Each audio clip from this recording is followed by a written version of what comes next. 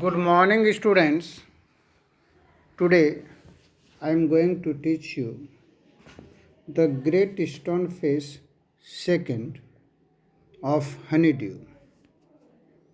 My dear students, please pay attention. Ernest still lived in his native valley. He was a simple hearted man.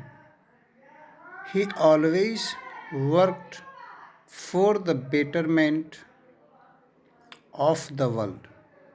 Though he was considered to be an ordinary man, yet he was humble and rich in thoughts. With the passage of time, Ernest became old. He had wise thoughts in his mind.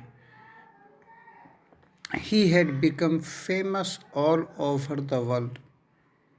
Men came from distant places to see and speak to him. The poet, a new poet, had appeared on earth while Ernest had been growing old. The poet was a native of Ernest's valley but had stayed in distant cities for a long period. Ernest happened to read his songs.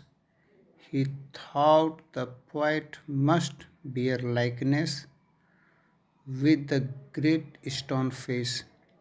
He lifted his eyes to the mountain. The face seemed to smile but did not answer. The poet had heard of Ernest's character. One day he came to his door. Ernest was reading a book and glancing lovingly at the mountain from time to time. Ernest gave him shelter for the night.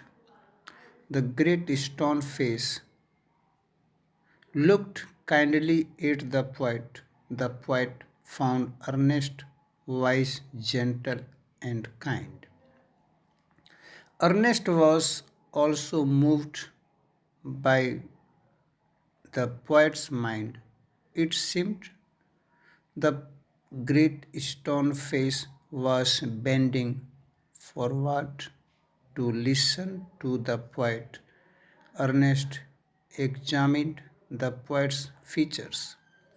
He hoped the poet was the person he had been waiting for. The poet declared himself unworthy of the likeness of the stone face. His life was different from his poems. Ernest used to speak to his neighbors every evening. The poet also accompanied him. The poet listened to his talk. He felt that Ernest's life and character were a far nobler kind of poetry than his own poems. Just then, the poet saw the great stone face.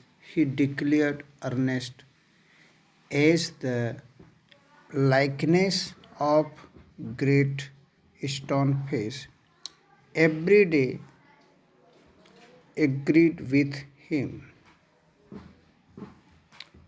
Ernest still hoped that someone wiser and better than himself would appear sometime, bearing a likeness to the great stone face. Thank you.